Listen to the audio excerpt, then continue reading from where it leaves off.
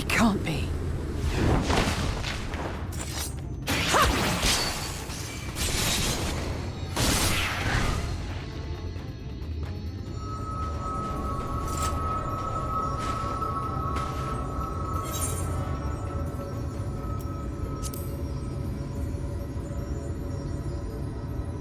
Just a lesser sin eater. Nothing to write home about. I knew you'd turn up sooner or later, but I had been hoping for sooner.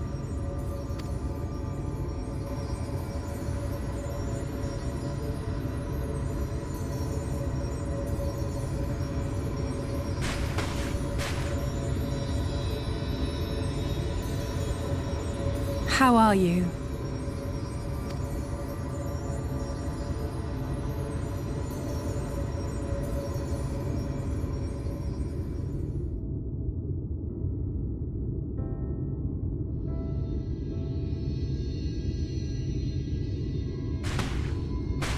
We've fought them to a standstill, then.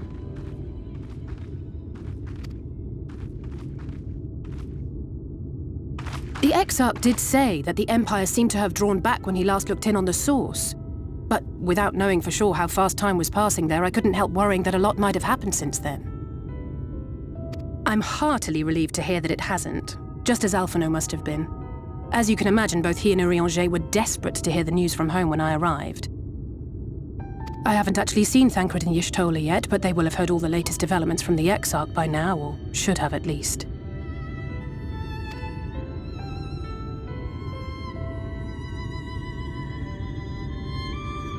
When I think of how frantic Tataru and the others must be, I want nothing more than to rush back and reassure them.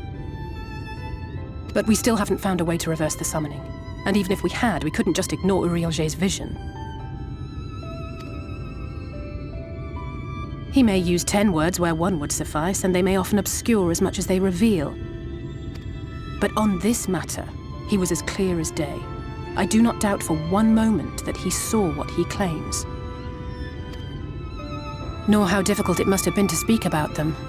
The 8th Umbral Calamity and your death aren't exactly topics for idle conversation.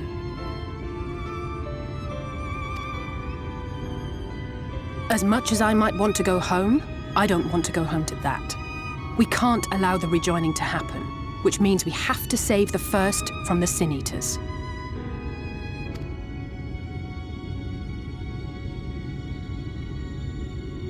That great wall of white is a remnant of the flood.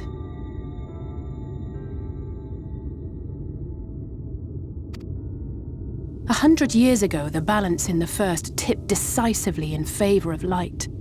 From that moment, it rose and swelled with each passing day, and then, without warning, it burst forth like water from a broken dam. A colossal wave of pure light, drowning everything in its wake. Only Norvrant was spared. For the most part, living things are composed of ether of various different aspects. But when exposed to such a flood, their etheric harmony is shattered, and their natural form breaks down.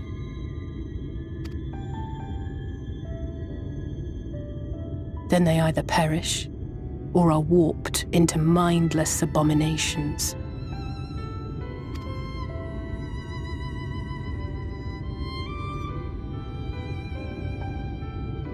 Yes, that's how the Sin Eaters came to be. They were once living creatures, or people, that were caught in the path of the flood. Once the change is wrought, there is no going back. In that instant, they are gripped by an insatiable appetite for ether, and will happily gorge themselves on any living thing within reach. But even that is not the worst of it. The stronger Sin Eaters can plant light in us, like seeds in soil, corrupting our ether and triggering the birth of new monstrosities. They are creatures of base instinct that exist only to feed and to multiply. They feel no pity, know no remorse, and are utterly deaf to reason, which is why they must be destroyed. Every last one of them.